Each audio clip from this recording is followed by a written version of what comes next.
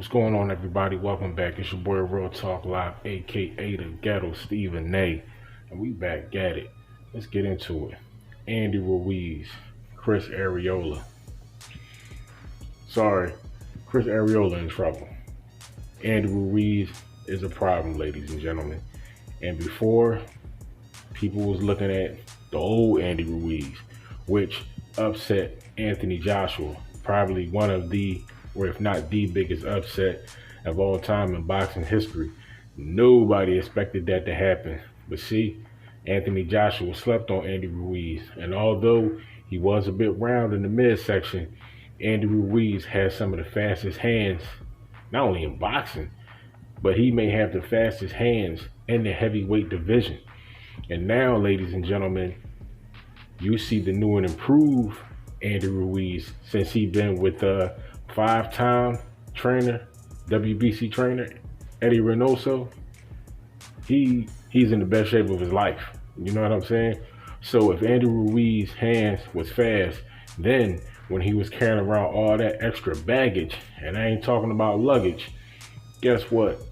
Andy Ruiz is going to be fast. I told you guys. In boxing, speed equates to power. Some people have raw power. Some people have power at the end of their punches because they have great speed. Now, Andy Ruiz being a heavyweight, he possesses both. He possesses raw power, and the fact that he has speed, he possesses power at the end of his punches. So, Chris Arreola is in trouble, ladies and gentlemen. I hate to say it, because Chris Arreola is a good dude, you know what I'm saying? But at the same time, Chris Arreola, I'm sorry, but he don't stand a chance. That will be another great upset in boxing history if Chris Arreola happens to defeat Andy Ruiz. Let's get into the tail of the tape real quick.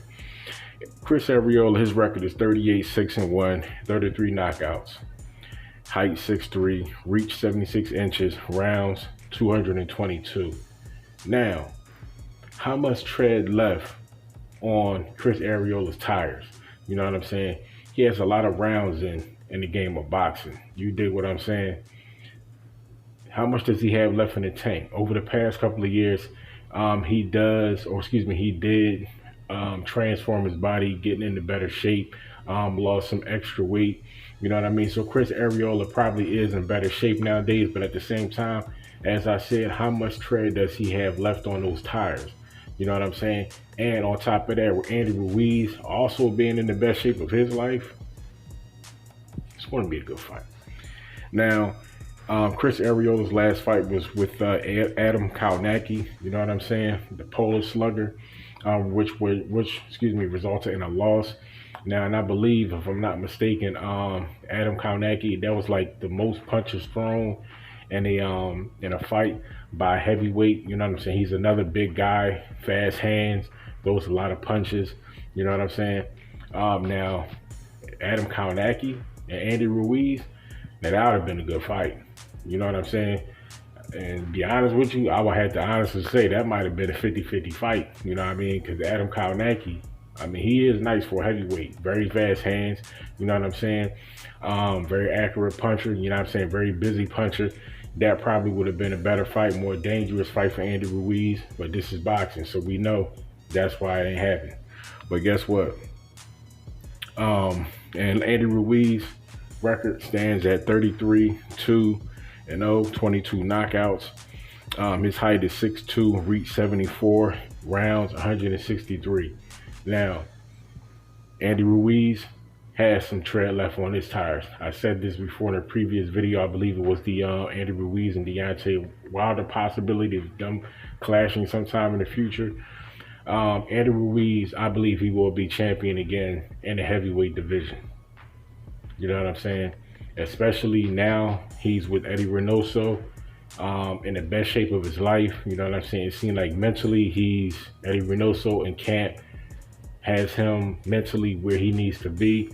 I can see him being champion again. So if this Chris Arreola fight is setting up a larger fight, as I said, possibly with Deontay Wilder, then trust me, if he knocks off somebody like Wilder, he will face Anthony Joshua or Tyson Fury again, and that'll be Andy Ruiz, you know what I'm saying, Joshua 3.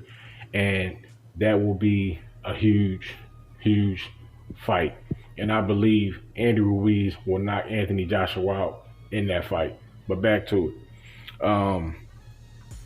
Matter of fact, in regards to that, Andy Ruiz, his last fight with that loss with Anthony Joshua.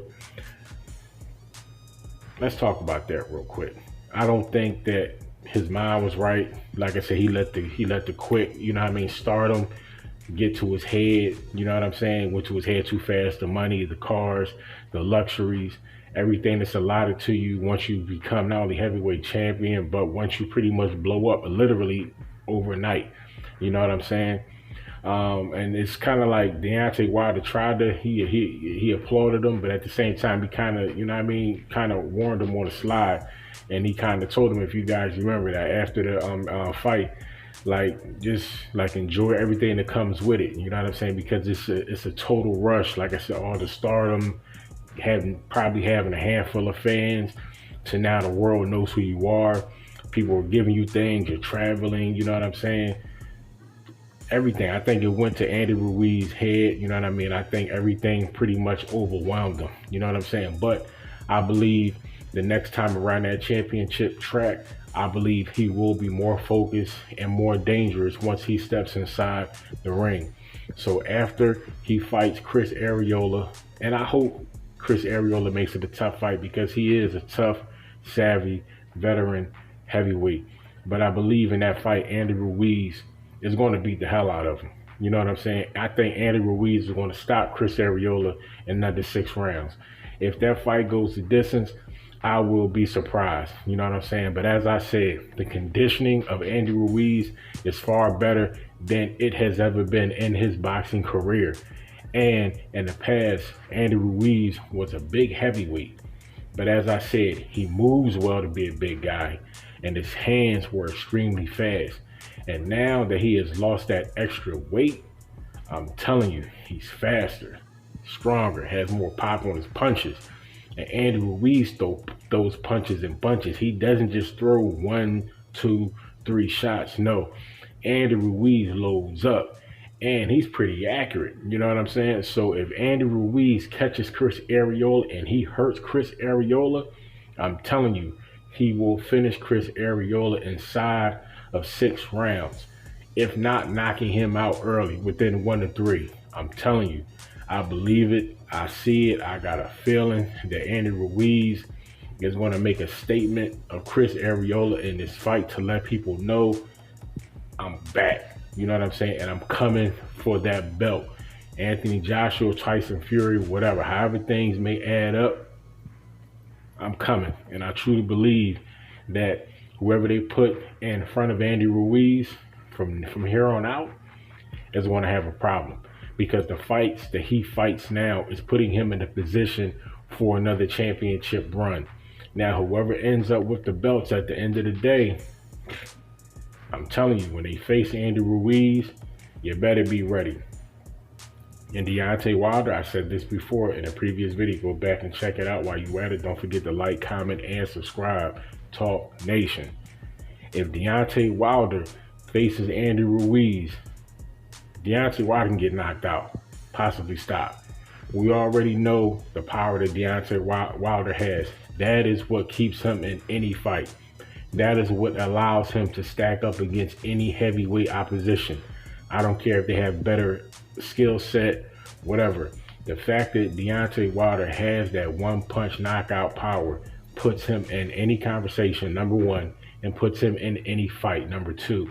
But if you know how to box, which Tyson Fury's already proven, and stay away from that left hand and take that away from the right hand.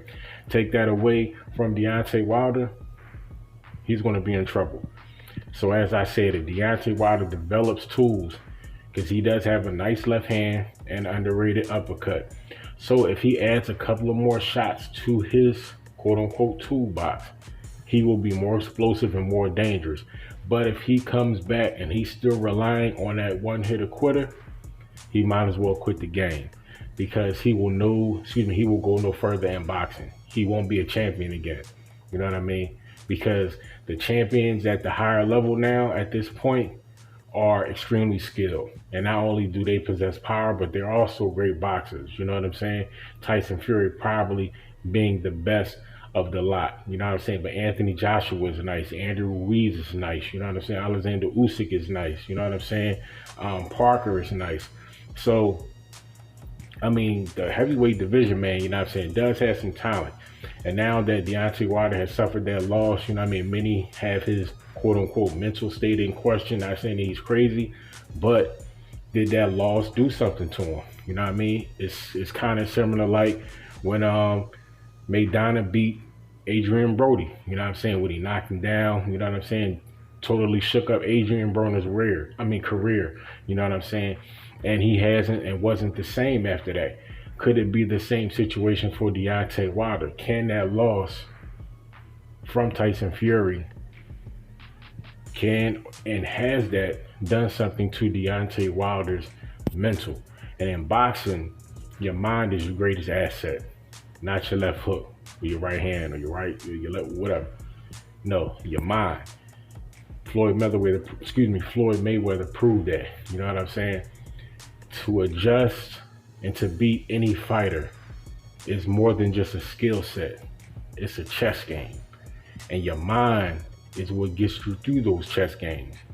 So if your mind becomes shaken and unstable in boxing, you're going to have a short career. You know what I'm saying? But if you have a strong mind, mental toughness is everything in boxing. Because a trainer can train you physically. That's their job. But mentally, having that mental toughness as a fighter, that comes from you. That comes from the fighter. A trainer really can't put that in you. He can say, do whatever he wants, but that has to come from a fighter. You know what I'm saying? I said this before. To understand a fighter, you first have to have the heart of a fighter. You know what I'm saying? And to understand what a fighter goes through, you have to understand the mentality. Boxing is a lonely sport. You know what I'm saying? If you are not comfortable being alone, you won't be a great boxer.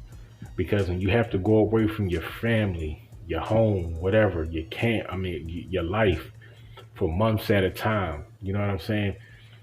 Everybody can't do that. Some people need to have people around them, but it takes a strong mind, it takes a strong person to be able to be by themselves and take on all that weight and still sharpen their mind at the same time. You got to be a little bit different, you know what I mean? But that's what sets champions apart from challengers.